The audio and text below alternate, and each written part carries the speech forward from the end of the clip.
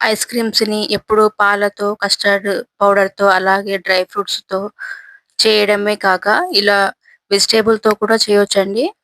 ముందుగా బీట్రూట్‌ని 2 తీసుకున్నానండి. ఇలా చిన్న చిన్న ముక్కలుగా కట్ చేసి పావు కప్పు బెల్లం వేసుకోవాలి. మీరైతే బెల్లం ఎక్కువగా కూడా వేసుకోవచ్చండి. దీని ప్లేస్‌లో చక్కెర కూడా వేసుకోవచ్చు. పావు టేబుల్ స్పూన్ ఇలాచీ పౌడర్ వేసుకొని మెత్తగా మిక్సీ పట్టుకోవాలి. ఈ మిక్సీ పట్టుకున్న మిశ్రమం ఇంకొక బౌల్‌లో ట్రాన్స్‌ఫర్ చేసుకోవాలి. ఇప్పుడు 1:30 గ్లాస్ వేసుకోవాలి. మీరైతే కావాల్సినన్ని వేసుకోవచ్చు. ఈ బీట్రూట్ మిశ్రమాన్ని వడబోసుకోవాలండి. ఇప్పుడు మనం తయారు చేసుకున్న ఈ వాటర్‌ని ఐస్ క్రీమ్ పాత్రలో ఇలా వేసుకోవాలండి. పిల్లలైతే బీట్రూట్ తినరు కదండీ! ఈ సమ్మర్ సీజన్‌లో ఇలా హెల్తీగా ఐస్ క్రీమ్ చేసి పెట్టండి. ఇప్పుడు ఫ్రిడ్జ్‌లో 10-12 అవర్స్ వరకు పెట్టి తీయాలి. అయిపోయిందండి ఐస్ క్రీమ్. తప్పకుండా ఒకసారి మీరు ట్రై చేసి ఎలా వచ్చిందో కామెంట్ సెక్షన్‌లో కామెంట్ పెట్టండి.